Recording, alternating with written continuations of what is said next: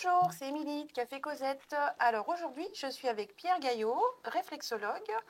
Bonjour Pierre. Bonjour Émilie. Donc tout d'abord, je te remercie d'avoir accepté l'invitation, ça me fait très plaisir. Merci de me recevoir. Et du coup, je t'ai préparé quelques petites questions et j'ai aussi été glaner quelques questions auprès de la communauté, qui n'est pas grande pour le moment, mais qui était quand même assez curieuse d'en savoir plus. Donc déjà, tout d'abord, la première question, qui es-tu Pierre et qu'est-ce qui t'a amené vers la réflexologie ? Alors, je suis réflexologue depuis 8 ans maintenant, certifié depuis 2 ans. Parce que c'est vrai que ça fait pas longtemps que la réflexologie est un peu plus reconnue et qu'il faut un diplôme pour pouvoir l'exercer. Avant, limite, tu pouvais acheter un livre dans une boutique et te lancer comme réflexologue, ce qui n'est pas terrible en soi. Mais voilà, maintenant il y a des formations de certification, de spécialisation, donc voilà, ça permet d'encadrer un peu plus la profession et ça c'est bien pour aussi bien les thérapeutes que pour les gens qu'on reçoit. Donc oui, je reprends, j'ai commencé à 8 ans et en fait tout bêtement avec mon épouse qui était enceinte de notre premier enfant. D'accord. Et moi en tant que père, enfin futur père et de mari, je voulais trouver un moyen de la soulager parce que je me sentais un petit peu impuissant. Et en cherchant sur internet, je suis tombé sur la pratique de la réflexologie. Et au début, je me dis, bon, on va tenter quand même, parce qu'on tente plein de choses, aussi, c'est vrai. Même s'il n'y a pas que les pieds, mais je pense qu'on en abordera tout à l'heure. Et du coup, j'ai commencé à acheter un bouquin, 2 bouquins, j'ai regardé des vidéos, elle m'a servi de cobaye, et j'étais assez bluffé des résultats rapides qu'on a pu avoir sur les séances qu'on a fait ensemble. Et puis suite à ça, j'en ai parlé à des amis qui en ont parlé, et puis j'ai commencé à pratiquer sur des personnes qui étaient curieuses de ça, alors que ce soit des femmes enceintes ou pas du tout. Et des amis, enfin des hommes, tu sais, il n'y avait pas de problème. Des enfants aussi, parce qu'il y a la réflexologie pour les enfants. D'accord. Et puis tout doucement, j'ai commencé à me construire comme ça. Et donc ça, à l'époque, j'étais en Dordogne. Après, on a déménagé en Gironde pour des besoins professionnels. Et puis on est arrivé en Indre-et-Loire en 2020, pendant le Covid. Et ma femme était enceinte de notre 3e enfant, du coup.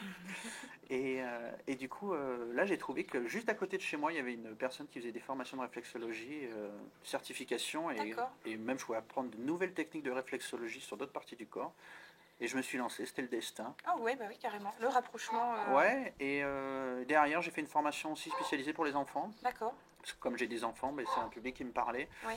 Et aussi, je me suis beaucoup orienté par rapport à mon histoire de base pour les femmes enceintes. Donc, trouver des protocoles exprès que pour les femmes enceintes, pour les aider. Pour tout ce qui va être retournement de fœtus aussi. D'accord. Aider aussi au un déclenchement d'accouchement vers les fins de grossesse. Donc il y a vraiment un accompagnement spécialisé que tu peux faire pour les femmes enceintes. J'ai vraiment monté des protocoles et un accompagnement spécialisé que pour les femmes enceintes, même si je reçois tout le monde oui, tout à fait, mais grand plaisir. Tu as réfléchi vraiment à leur prise en charge spécifique. Et depuis à peu près 1 an maintenant, je réfléchis, parce que j'ai eu beaucoup de demandes, à des protocoles en partenariat aussi, pourquoi pas, avec d'autres thérapeutes, on en parle un petit peu, pour tout ce qui est accompagnement sur les FIV et PMA. Ah oui. Et j'ai déjà fait pas mal de personnes qui sont dans cette situation avec des bons résultats où ça a fonctionné, donc j'en suis assez fier et content. Bah oui, c'est clair. Donc, mais aujourd'hui, je veux m'accentuer aussi sur cet aspect, parce que c'est important et les femmes ne sont pas assez accompagnées, je trouve. Elles peuvent faire face à certaines difficultés, oui, et des fois, on va dire un désintérêt peut-être pour désintérêt aussi, de la profession médicale aussi, qui peut être majoritairement masculine, mais c'est un autre débat. C'est un autre débat, c'est vrai, mais bon, les problèmes de filles, c'est les problèmes de filles. Ouais, mais comme je rebondis aussi sur tout ce qui va être endométriose, je reçois les douleurs, beaucoup de personnes qui en souffrent, et voilà, leur apporter du soulagement par rapport à cette maladie un petit peu nouvelle, alors qui est ancienne, mais on arrive à mettre un mot sur ce que c'est aujourd'hui pour les femmes, donc je travaille aussi sur ça. Ok, super, plein de projets. Ouais, c'est important d'avoir les projets. Ok, donc tu es arrivé dans la réflexo par ton rôle de papa alors du coup. Super, je trouve ça super. Et du coup, la deuxième question c'était, mais la réflexologie, c'est quoi exactement? Parce que quand j'en ai parlé autour de moi, on m'a dit, t'as des questions sur la réflexologie? On m'a dit, moi c'est bon, moi j'ai des bons réflexes. Mais avant tout, je les remercie déjà de s'abonner à ma chaîne. Et du coup, la réponse, c'est à toi maintenant. Alors la réflexologie, déjà, il faut savoir que les premières traces de réflexologie qu'on trouve, ça remonte à peu près 5000 ans. Il y a une fresque assez célèbre dans un tombeau égyptien d'un médecin qui montre des peintures de réflexologie avec cette phrase « Montre-moi tes pieds, je te dirai où tu as mal ». Ah, super. Alors, les historiens remontent à 5000 ans, il y en a même certains qui remontent à 12 000 ans. Ah ouais. Donc voilà, ça date pas d'avant-hier, c'est pas quelque chose qui est à la mode depuis la semaine dernière, entre guillemets. Et du coup, la réflexologie, c'est quoi? Souvent, avant d'expliquer vraiment en détail qu'est-ce que c'est, les gens font la confusion avec tout ce qui va être l'acupuncture.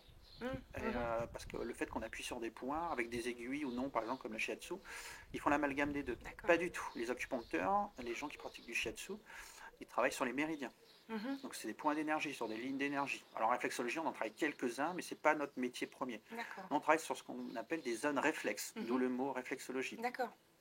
La plus connue, c'est la réflexologie plantaire, on en a parlé. Il y a environ 7260 points réflexes sous les pieds. Ah oui, ça fait une sacrée carte à apprendre. Oui, effectivement, c'est vrai. Ça va du cœur jusqu'aux cheveux, enfin c'est très varié. Et le but, en fait, ça va être de venir, pour faire simple, soit réactiver un organe qui va être un petit peu faiblard, par exemple un transit lent, ou à l'inverse, un transit trop rapide, ça va être le rééquilibrer. Donc le but de tout ça, ça va être de rééquilibrer le corps dans son fonctionnement pour que tout travaille en symbiose et en harmonie. Alors il y a des protocoles aussi très spécifiques, par exemple sur l'arrêt du tabac, enfin tout ce qui va être addiction, on peut travailler dessus. J'en parlais tout à l'heure pour les femmes enceintes. Justement, je me demandais pour qui, s'il y avait des problèmes particuliers ou des besoins. Mais c'est bien, tu vas parler en même temps de qui ça peut intéresser justement. Honnêtement, ça peut intéresser tout le monde parce que donc il existe plusieurs réflexologies. Donc comme on disait, la plantaire c'est la plus connue. Ensuite, ça va être la palmaire qui est très proche du plantaire, mais qui va être un peu moins puissante. Souvent, on utilise la réflexologie palmaire, pour les personnes assez âgées qui vont être un petit peu plus fragiles. Justement, j'avais marqué une petite question parce que je me demandais s'il y avait des contre-indications à la réflexologie. Alors, ma première idée qui est venue, c'était est-ce qu'il faut avoir ses deux pieds? Parce que on pense souvent à la plantaire, tu vois. Ouais, mais donc il existe plein de réflexologies, tu vois. Donc il y a les mains, et moi je fais aussi sur le visage, facial. Une que j'adore aussi, c'est la réflexologie auriculaire. Donc sur les oreilles, où elle est peut-être même encore plus puissante ou équivalente à la réflexologie plantaire. Par contre, elle est très spécifique, c'est pour des protocoles très spécifiques. Tout ce qui va être douleur, par exemple musculo-squelettique, c'est quasiment instantané. Alors, ça dépend des personnes, on est tous différents, attention à ce que je dis. Mais en fait, si vous voulez, il y a environ 70% de l'information de douleur de notre corps. Par exemple, j'ai mal au dos, qui passe par le pavillon de l'oreille avant de monter au cerveau. Et du coup, le but de la réflexologie en auriculaire, c'est de venir inhiber ce point réflexe douloureux, pour que du coup la douleur s'en aille. Alors on n'est pas des guérisseurs, des vaudous, vous n'allez pas guérir toute votre vie, mais en tout cas ça va soulager les maux. Non, mais comme on va dire que la douleur c'est un message, c'est un courant électrique qui passe donner une information. C'est un signal nerveux. Si on peut réduire ce courant électrique en intensité, effectivement, pour moi qui suis cartésienne, du coup je le comprends, tu vois. Mais c'est assez bluffant parce que au début on dit c'est bizarre. Non, mais voilà. Mais pour l'avoir pratiqué sur plein de personnes et c'est quasiment instantané. Alors, toujours pareil, on est tous différents. Parfois ça marche au bout d'une séance, des fois au bout de 2, au bout de 3. Ça je peux pas le dire à l'avance. On est tous différents, ce qui fait notre charme au final. C'est ça, effectivement. Et heureusement, on n'est pas des machines. Sinon on s'ennuierait. Mais voilà. Et tu me parlais de contre-indications. Aujourd'hui, les plus grosses contre-indications qu'on a, c'est malheureusement toutes les personnes qui ont des cancers généralisés. Ah, oui, ok. Voilà, sous traitement, Alors pas forcément sous traitement. J'ai des collègues réflexologues qui sont spécialisés dans tout ce qui est accompagnement oncologique, pardon. C'est pas mon domaine. Voilà, moi je suis plus vers les femmes enceintes, les enfants. Du coup, quand j'ai des clients qui m'appellent pour ces pathologies, je reste humble, je préfère l'envoyer vers ma collègue. Oui, tu recommandes si tu as Oui, parce que c'est pas ma spécialité, mais ça existe. Mais voilà, tout ce qui va être cancer généralisé, c'est compliqué. Les lymphomes aussi. Tout ce qui va être les embolies aussi, c'est compliqué, parce qu'on ne sait pas où se trouve le caillot, donc on ne peut pas amplifier. C'est ça. Donc voilà. Après, la réflexologie, c'est pas du tout quelque chose de dangereux. Non, mais il y a quand même des prudences à faire. Les femmes enceintes aussi, avant 14 semaines aménorrhées. Alors là, c'est pas vraiment qu'il y a de contre-indication, c'est que la loi nous interdit la pratique pour des raisons de sécurité. Donc voilà, c'est comme ça. Il faut le respecter et c'est normal. Comme on sait qu'il y a un risque de perte de l'embryon jusqu'à 14 semaines aménorrhées. Voilà, on ne touche pas. On laisse s'installer les choses convenablement, tranquillement, on laisse faire la nature. Exactement. Et pour les enfants, par exemple, on ne fait pas de réflexologie sur un enfant s'il a de la fièvre. Le fait que son corps se combat, quelque chose, on ne sait pas vraiment ce que c'est, on laisse le corps combattre et après on peut intervenir. Mais pendant l'épisode de fièvre de l'enfant, pas de réflexologie. Oui, on laisse la machine travailler toute seule et on voit plus tard. Exactement. C'est sage en même temps comme... Oui. Alors, la prochaine question que je m'étais posée moi, mais tu as commencé aussi un petit peu à y répondre, c'est pourquoi est-ce qu'on connaît plus la réflexologie plantaire que les autres? Parce qu'il me semble même avoir vu qu'on pouvait aussi masser des zones à l'intérieur du nez. Oui, alors, tout à l'heure j'ai abordé les réflexologies que je pratiquais, donc plantaire, palmaire, faciale, auriculaire. Il y a aussi la réflexologie endonasale, donc dans le nez.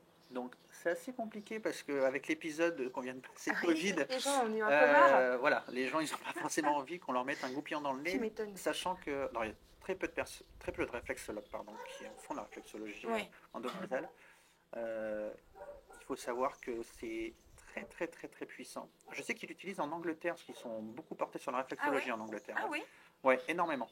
Et ils l'utilisent sur certaines opérations, notamment opérations de dents de sagesse, où ils endorment la personne avec ça. Ils font une anesthésie locale grâce à la réflexologie endonasale. C'est tellement puissant que ça voilà. Anesthésie Et il y a un point, je sais, on avait parlé, il faut faire gaffe, parce qu'on peut faire perdre la mémoire à court terme à une personne.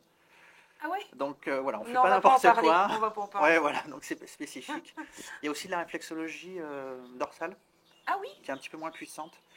Et une réflexologie un petit peu générale, voilà, où on utilise plein de points de réflexe sur tout le corps entier. Mais voilà, c'est pas assez développé. J'ai vu des fois, alors je m'étais renseignée un petit peu aussi avant, j'ai vu qu'on pouvait appuyer sur... Ah bah non, parce que là c'est les mains. Donc, c'est les mains, Ah oui, non, si, derrière les genoux, il y avait des zones. Ouais, il y a des zones, mais sur le visage aussi. Mais oui, il y avait des... On va dire que chaque organe était... Il y avait peut-être un trajet, de ce que j'ai compris, sur différents centres du corps. Ouais, c'est à peu près ça.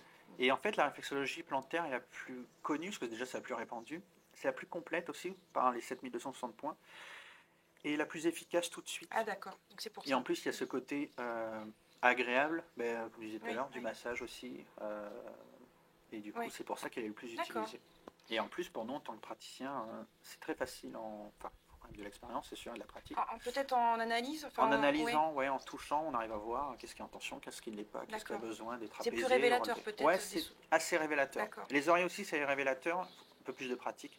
Mais le visage, par exemple, c'est un peu plus compliqué de voir s'il y a un organe qui est en tension, s'il y a une douleur au dos. Voilà, il faut être un peu plus sensible. Il faut être plus fin peut-être. Un peu plus fin, ouais. Et voilà, ça demande un peu plus de concentration, c'est sûr. Alors que les pieds, ça peut être très vite flagrant. Oui, ok, d'accord. Ouais, donc c'est pour ça que c'est la plus, on va dire, c'est la plus accessible et la plus. Exactement. Ouais. Alors moi, tu m'aurais pas fait de réflexologie il y a 10 ans, par exemple, parce que je n'aime pas qu'on me touche. Ouais.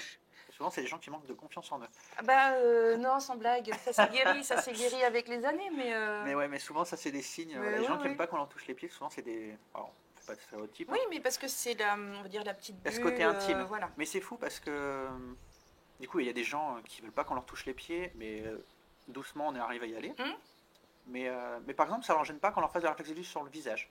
Ouais, c'est bizarre. Alors que je trouve que c'est un côté beaucoup plus intime. Ouais. C'est mon point de vue.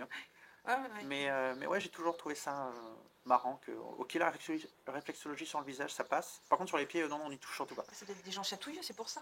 Ouais, mais là aussi, les gens chatouilleux, c'est souvent les gens qui manquent de confiance et tout doucement, ça se met en place. Ok. Je vais te soumettre les quelques questions qu'on m'a demandé de te poser. Donc, la première, c'était pour quelle raison venir voir un réflexologue? Vraiment, ça dépend des attentes de chacun. Déjà, quand les gens m'appellent au téléphone ou par SMS, peu importe, je demande la raison pourquoi ils veulent venir me voir.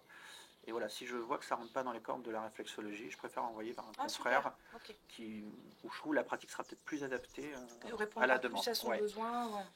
Après, voilà, souvent les gens qui t'appellent, ils se sont déjà renseignés sur la pratique, sur le praticien aussi, parce que c'est important. Oui, tout à fait. Et du coup, leur démarche est souvent bonne. Mais voilà, quand tout ce qui va être problème de sommeil, de transit, les allergies, les douleurs aussi, on peut faire appel à un réflexologue. C'est tellement varié. Quelqu'un qui a un rhume, qui a une gastro aussi en cours, tu peux aller voir un réflexologue. Pour rebooster un petit peu. Pour rebooster aussi. Et souvent on me demande, mais si j'ai rien, alors on trouve souvent quelque chose. Faut savoir. Même un petit truc, on trouve. Mais parce qu'on a tous des petites douleurs ou des petits dont on n'a pas forcément conscience. Et qu'on n'a pas forcément annoncé au début, mais on trouve souvent quelque chose. Mais souvent on me demande, si j'ai rien, quand est-ce que je peux aller voir un réflexologue? Tiens, on me l'a demandé. À quel moment se dire, tiens, j'ai besoin d'une séance? Je trouve qu'à chaque changement de saison, c'est intéressant, parce qu'on a des protocoles où on va booster les défenses immunitaires, qui va permettre de mieux gérer la saison en cours. C'est vrai que nos anciens, je ne suis pas non plus très vieille, mais nos grands-parents, arrière-grands-parents nous disaient toujours au changement de saison, c'est bien de faire une petite cure ou un Ouais, petit voilà, boost. par exemple. Et, Tout le monde a fait, dans son enfance, des cures en radis noir, la gelée royale. L'huile de foie de morue. Ouais, pour bon, les ça, plus vieux. ils se sont rendu compte que ça servait à rien, mais sinon, c'est pas grave. Traumatiser les enfants, peut-être. Oui, aussi. Ok, et l'autre question qu'on m'a posée, c'est du coup, quel public? Bon, tu as déjà répondu pas mal à cette question. Tu fais quoi exactement et dans quel but? On l'a à peu près compris. Ouais. Le but de la réflexologie, c'est venir finalement débloquer des petites choses. Débloquer des choses, soulager des maux. Alors je guéris pas, hein. Je suis pas, comme je dis aux gens, je suis pas une fée, donc je masse pas avec de la poudre magique. Ouais. Donc j'essaie d'accompagner les gens au mieux pour qu'ils aillent mieux dans leur vie. Tellement variable les gens qui viennent te voir. Tout le monde est unique et c'est ça qui fait le charme des gens qu'on peut recevoir, hein, sur une thérapie, un accompagnement, ou quel que soit le praticien. Et au final, tu peux recevoir tout le monde. Honnêtement, des prématurés, parce qu'on a des protocoles exprès pour les enfants, pour les aider en préma, jusqu'à ça doit être jusqu'à 100 ans. pour Quoi. masser, c'est tout petit. Ouais, c'est tout petit, mais il y a des techniques et ça marche super bien. Ça doit être impressionnant. Ouais, c'est impressionnant. En plus, j'aime bien sur les enfants, déjà ils aiment ça. Et je profite toujours, les parents sont là bien sûr, mais de montrer des techniques aux parents pour les jeunes enfants. Pour les coliques, pour le mal de dents, les petits rhumes, comment on débouche le nez facilement et tout, par des points d'acupression, de réflexologie. Et je trouve ça hyper intéressant de partager et juste dire à la personne, non, vous reviendrez me voir. Oui, non, mais tout à fait. Quelqu'un m'avait posé cette question justement, donc je vais aller directement à celle-ci. C'est est-ce que l'on... Alors c'est quelqu'un qui doit sûrement... comment dire, avoir souvent des maux de tête. Ouais. Elle me demandait si c'était vrai qu'en massant une zone de pied, on pouvait soulager et savoir si on pouvait réutiliser après chez soi en fait. Et pour le maux de tête, il y a un super point en réflexologie qu'on a sur les pieds, qu'on a sur les mains. C'est de chaque côté du pouce, ici à la base de l'ongle. Ouais. Donc il y a des points de migraine. Et quand on sent une migraine arriver, alors quand elle est trop présente, ça va la soulager mais ça va pas l'enlever. Par contre, quand on la sent arriver, on vient presser ces deux petits points par des micropulsations. Comme ça. Ah, donc il y a des petits trucs quand même à pouvoir faire chez soi. Du coup, ça je le montre, comme pour les femmes enceintes sur les nausées, il y a un point anti-nausée qui vient calmer la nausée tout de suite. Je pense à ma soeur qui n'a jamais pris de poids pendant ses grossesses parce qu'elle a toujours été très très malade. Ok. Il y a des points qui font diminuer les nausées, qui les enlèvent instantanément. Pour le troisième enfant peut-être. Ok, super. Écoute, ils vont être contents. Peut-être qu'ils vont se renseigner. Mais en tout cas, pour répondre à ta question, quel public, c'est vraiment variable. Et, si je peux répondre à la demande, alors, il y a tellement de protocoles différents que on peut adapter les choses par rapport à la personne. C'est pas on fait pas des séances. Je trouve que c'est plus des séances personnalisées à la personne à l'instant T. Je fais aucune séance pareille. Elles sont toutes différentes. C'est ce que j'allais te demander, si la réflexologie, la science, est une réponse à elle seule à un besoin ou si c'était vraiment. Non, c'est assez large. Honnêtement, c'est très large et ça fait ses preuves et ça fera toujours ses preuves, comme on disait tout à l'heure. Ça a 5000 ans, donc voilà. C'est beaucoup plus vieux que la médecine. Que la médecine moderne, oui, certes. Et puis, c'est vrai. Et même que d'autres pratiques qui existent aujourd'hui. Après, en France, c'est pas forcément connu, parce que, alors je vais peut-être choquer des gens en disant ça, mais c'est mon point de vue encore une fois, je trouve qu'en France on fonctionne beaucoup au phénomène de mode. Oui, c'est pas oui. Et il y a 7-8 ans, tout le monde s'intéressait à l'ostéopathie, du coup tout le monde était intrigué, tout le monde allait en voir un. Et aujourd'hui tout le monde a un ostéopathe quasiment d'attitré. C'est vrai que oui, tout le monde en a vu peut-être bien au moins une fois maintenant. Ah oui, même plusieurs, pour comparer, pour être bien avec le praticien, parce que c'est important aussi d'être bien avec le praticien.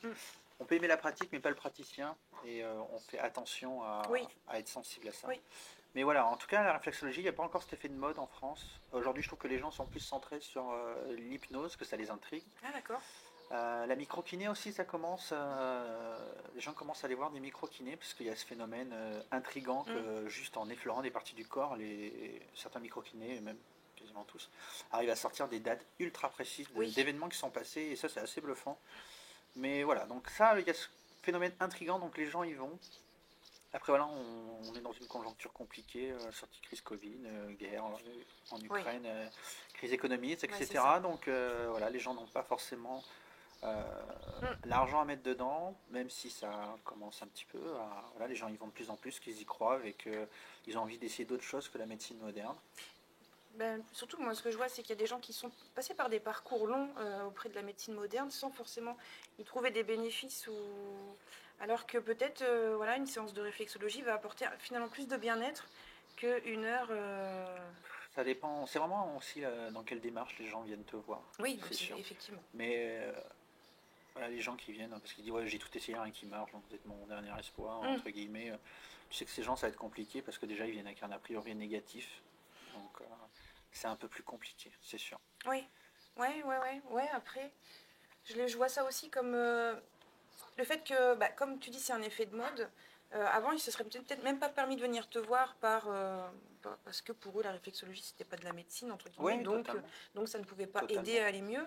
Alors que maintenant, peut-être on se dit, bon, bah oui, j'ai fait ça, mais peut-être que je peux m'ouvrir aux médecines douces. Ouais, et je pense que ça se fait de plus en plus maintenant. Ouais, ça se fait de plus en plus. Et c'est pour ça aussi que je voulais présenter des thérapeutes, des praticiens, pour montrer finalement ce qu'il est possible de trouver en parallèle, parce que ça ne remplacera pas un suivi médical, attention. Non, bien sûr. Mais si ça peut aider à aller mieux, moi j'ai envie de la dire. médecine moderne aujourd'hui, ils font des choses extraordinaires aussi. Oui, clairement.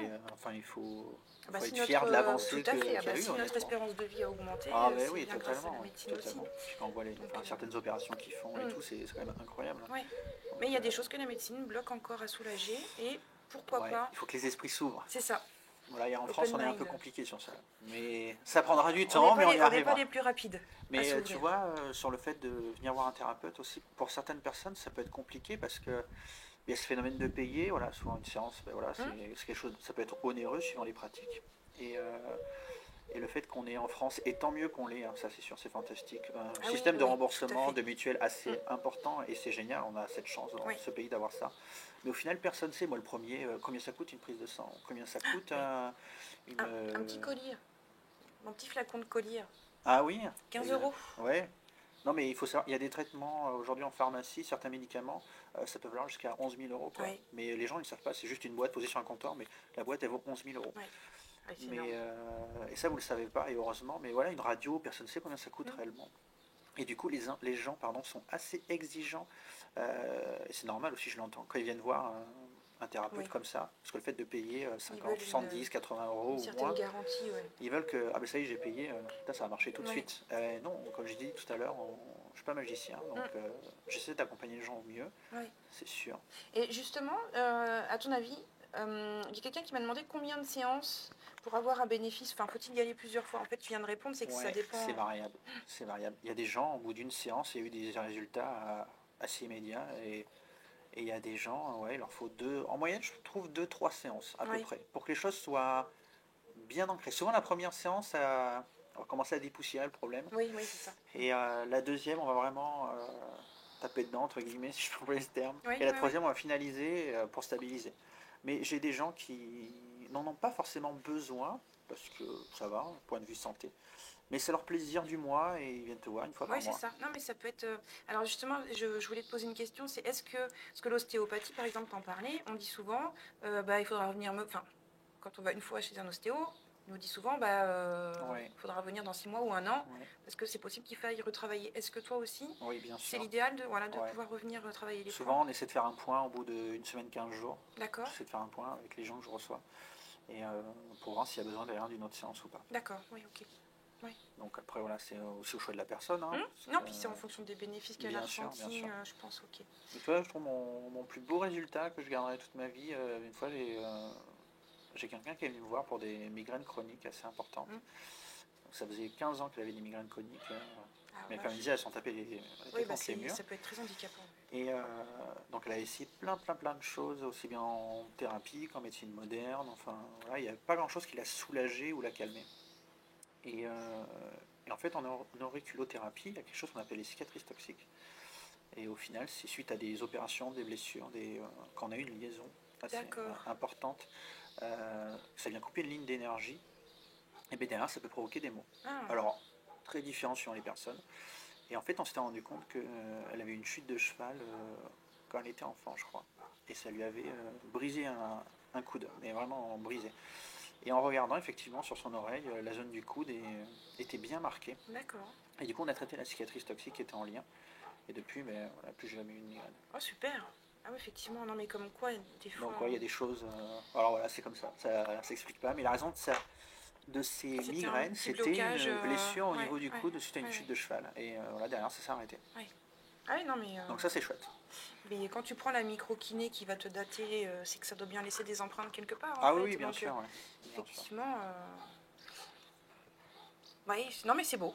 Ben ouais, non, ça, j'en suis... ouais, c'est peut-être la personne ou le suivi qui m'a le plus marqué. Oui, parce qu'elle était vraiment passée par un parcours compliqué. Ouais. Ça a vraiment été un changement important. Et puis, des gens aussi qui viennent te voir et tu leur annonces ce que tu trouves aussi, qu'est-ce qui est en tension, qu'est-ce que ça veut dire, parce que ça a des liens aussi bien dans leur vie actuelle que dans le passé, que émotionnellement. Alors, j'ai une petite question là-dessus justement, parce que comment tu conseillerais une personne à qui tu décèles quelque chose, et après du coup il faut qu'elle passe le cap d'explorer ce souci. Comment tu lui dirais d'amorcer la chose avec son médecin traitant par exemple? Parce que je vais te raconter une anecdote. Moi j'avais fait une séance, je crois c'est il y a 3 ans. Donc je connaissais pas du tout parce qu'avant j'avais envie qu'on me touche les pieds. Ouais. Donc là j'avais passé une cape et cette personne m'avait dit en massant que y avait une zone, c'était quoi déjà, les surrénales je crois, qui était un peu faiblarde, qu'il faudrait quand même que je vois Sauf que quand j'en ai parlé à mon médecin, que je savais qu'il n'était pas très ouvert, mais je lui ai dit je suis fatiguée en ce moment, est-ce que ça peut pas être les surrénales Parce que je sais ce que ça produit comme hormone. Je me dis bon, je vais y aller. J'ai dit parce que j'ai fait une séance de réflexo. Oh, c'est des conneries. Ah, bon, d'accord. Je sais pas ce que je fais de ça du coup moi. Ok, ouais. Donc comment tu leur conseilles d'amener les choses auprès des professionnels de santé en fait? Après c'est compliqué, il y a de plus en plus de professionnels de santé qui sont ouverts à la discussion. Et j'en ai reçu aussi en séance et c'était chouette, on a fait des bons échanges. Mais après, voilà, c'est compliqué parce que tu connais pas le médecin traitant de toutes les personnes que tu reçois. Après, les gens, voilà, s'ils ont besoin d'en parler au médecin traitant, ils le font. Après, c'est reçu, c'est pas reçu. Mais toi, comme je disais tout à l'heure, j'ai une personne qui était venue qui avait des gros problèmes de santé. Et quand je lui ai annoncé au fur et à mesure ce que je trouvais, et cette personne s'est mise à pleurer dans mon cabinet. Et elle m'a dit, ça me fait plaisir parce que ça fait longtemps qu'on m'avait pas cru sur mes mots. Ouais, elle sentait bien qu'il y avait des choses qui allaient pas, mais on qu'il y avait de l'entendait l'écoute. Et ça, c'est dommage parce que voilà, des fois, il n'y a pas forcément d'écoute. Et dans toutes ces professions que l'on pratique, là, l'humain, c'est hyper important. Ouais, clairement, c'est le centre du... il doit être au centre. Ouais, il doit être au centre. C'est pas juste un numéro sur une chaise, c'est une personne que l'on reçoit. Et tout le monde est unique et c'est important de... Et puis on est même unique dans nos sensations en fait. Oui, bien sûr. La même blessure ne va pas provoquer la même douleur chez tout le monde, la même intensité, le même... Donc ça c'est important. Et du coup, par ton expérience que tu me disais, tu as fait des analyses? Pas du tout. Pas du tout? Bon, on ne saura pas. Pas du tout. Oh, je sais bien que je fais un peu de moi des symptômes que je ressens. Je sens bien que l'hypotension, tout ça, c'est sûrement lié. Mais bon, j'ai envie de dire, ça inquiète pas grand monde. Donc, ok. Donc voilà. Est-ce que tu vois des choses importantes à transmettre sur la réflexologie? Moi, je m'étais noté un petit pense-bête qu'il y avait quand même du coup certaines mutuelles qui reconnaissaient quand même cette pratique et qui pouvaient prendre en charge. Donc ça rentre dans la même enveloppe que tout ce qui est ostéopathie. Exactement. Okay. Souvent les mutuelles maintenant font des packages bien-être alternatifs. Donc des fois la réflexo y rentre dedans, des fois elle rentre pas. Comme le micro-kiné, des fois c'est rentre, des fois c'est rentre pas. Il faut regarder effectivement. Après on verra. Aujourd'hui par exemple, tous les ostéopathes sont remboursés par les mutuelles. Parce qu'ils ont un numéro spécifique de ça. D'accord. Voilà, c'était pas le cas il y a encore quelques années de ça. Ah, ça fait si longtemps que ça que j'en ai pas vu alors. Peut-être. Ah oui, là, si je confirme. Mais souvent j'encourage les gens à envoyer ma facture à leur mutuelle. Oui, de toute façon. Et je me dis même si la mutuelle elle prend pas, ça peut faire plus les mutuelles vont recevoir, plus ils vont se dire ah oui quand même les gens ils vont de plus en plus voir des réflexologues ou des sophrologues ou des micro-kinés. Il va peut-être qu'on fasse quelque chose. Ouais, non, clairement. Surtout que bon, il y a quand même des effets positifs et peu d'effets négatifs, donc pourquoi s'en priver? Sachant que sur les effets positifs, négatifs, il y a des gens, voilà, ça arrive, qui viennent en séance et qui suite à la séance, ils disent je vois pas de changement. Mais des fois, souvent ces gens ne sont pas à l'écoute de leur corps, déjà. Mais des fois on débloque un petit truc, et si vous allez voir un autre praticien, par exemple quelqu'un qui va faire du shiatsu ou de la micro-kiné, etc., et bien des fois ça va aider ce praticien à débloquer quelque chose de plus important parce qu'on aura amorcé quelque chose. Oui, c'est ça. Et le chemin aura été commencé un petit peu. Et au final, il y a rien de négatif Il n'y a rien de négatif. Et puis il n'y a pas de moment pour... faut pas se dire que c'est trop tard pour commencer. Bien sûr, bien sûr. Il n'est jamais trop tard pour bien faire, comme on dit. Ouais, totalement, ouais. Totalement. Donc non, carrément. Mais c'est important de s'écouter. Et puis, de s'écouter, ouais. Comme il peut y avoir des effets secondaires à une séance de réflexologie, hein, comme les séances d'ostéo, etc. Mais comme je dis aux gens, quel que soit l'effet qu'on a, au final, que ce soit positif ou négatif pour nous, par exemple, je sais pas, ça peut aller jusqu'au vomissement. Ça m'est jamais arrivé, mais quelqu'un pourrait vomir si tu as une séance de réflexologie dans les 24 heures qui suivent, parce que son corps a réagi ainsi. Oui. Et au final, même si ça fait pas plaisir de vomir, c'est sûr. C'est pas une sensation agréable. Mais au final, c'est bénéfique parce que son corps avait besoin de réagir ainsi et de s'exprimer ainsi, et il faut le prendre comme quelque chose de positif. Comme je te disais tout à l'heure en off, une ancienne collègue qui me disait qu'elle avait fait une fois une séance et qu'elle avait ressenti quand même une douleur très désagréable sur une certaine zone qu'elle m'a expliqué être fois. Elle m'a dit ça m'a quand même fait couler une larme. Et au fond de moi, je me suis dit, je vous présente mon chat, qui s'invite. Et au fond de moi, je me suis dit peut-être que cette larme-là, c'était une émotion, quelque chose qui était bloqué, ou comment tu pourrais, ou tu as une autre explication? Ouais, non, si, c'est totalement ça. Et en plus, on dit souvent que les larmes sont un nettoyage de l'âme.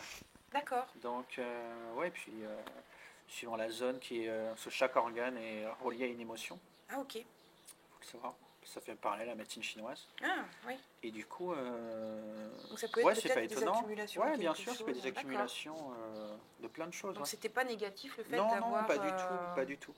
Après, par contre, sur la relation du toucher qu'on peut avoir avec les gens, on est tous différents. C'est-à-dire qu'il y a des réflexologues qui vont appuyer très très fort, il y en a qui vont appuyer tout doucement.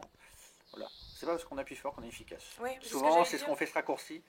Pas du tout. Peut-être qu'ils ont plus de mal à sentir des choses, non? Non, mais on a tous une relation au toucher, à tenir un objet plus ou moins fort, et c'est dans notre nature aussi, et du coup, ça peut changer la dimension d'une séance. Oui, et le ressenti de la personne, si c'est quelqu'un... Parce que c'est vrai que si quelqu'un va voir un réflexologue qui a tendance à appuyer très très fort, à y aller et tout...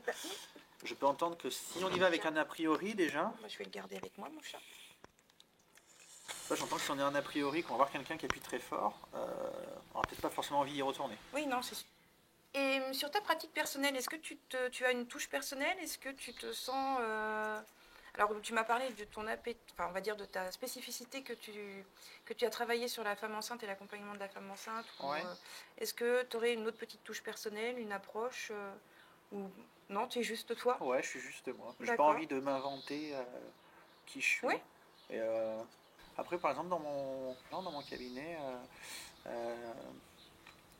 j'ai pas de photos de Bouddha ou de cascades. C'est très stéréotype ce que je vais dire, mais moi je suis pas quelqu'un qui va faire une décoration zen, jiffy zen, parce que il y a des guitares électriques et du métal. Oui, c'est ma personnalité. Et les gens ils viennent pour qui je suis aussi. Oui, c'est ça.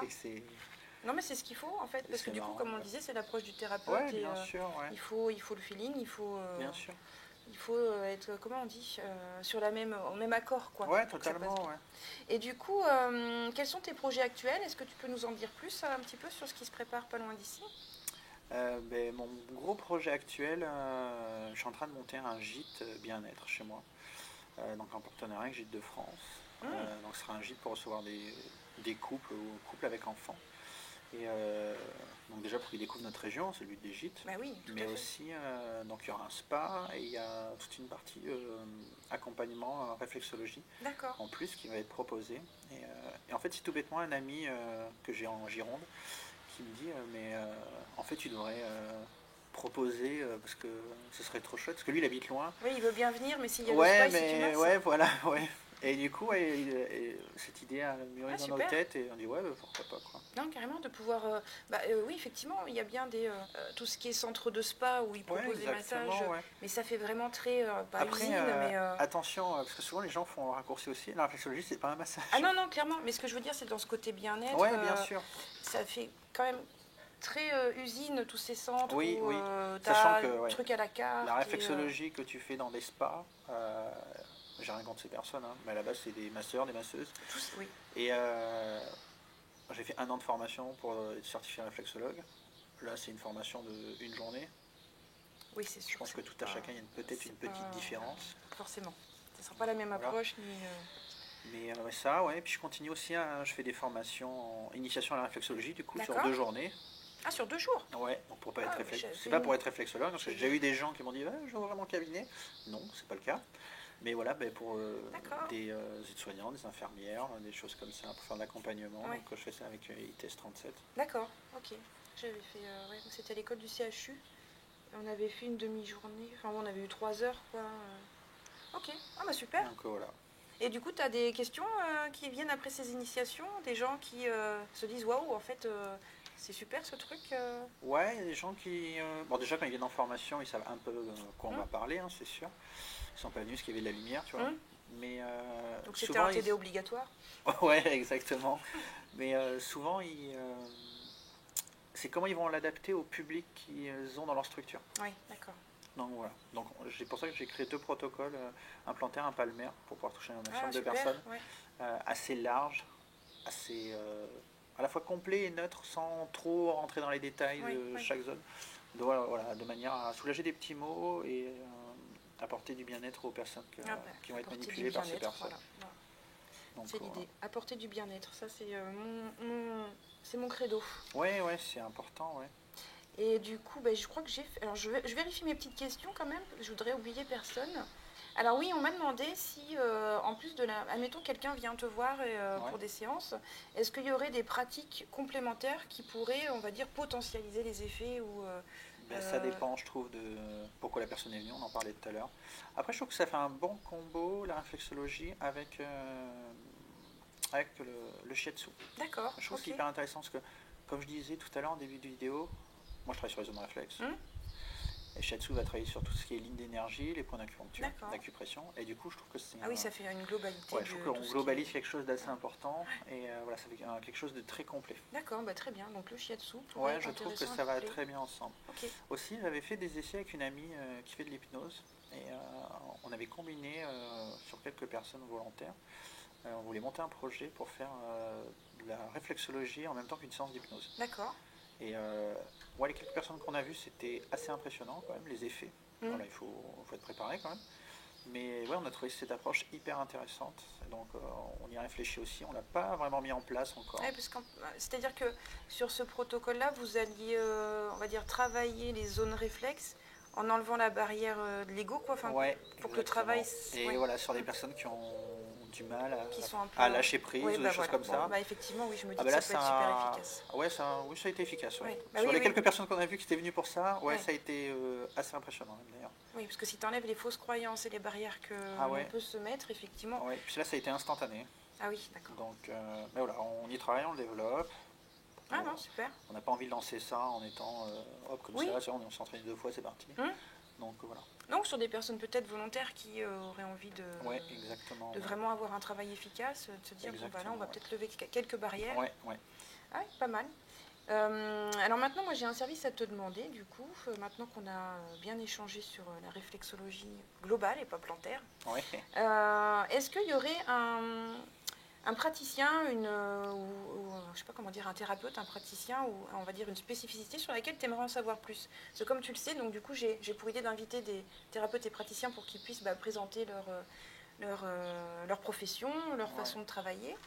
Et du coup, est-ce que toi, il y a quelque chose qui t'intéresserait?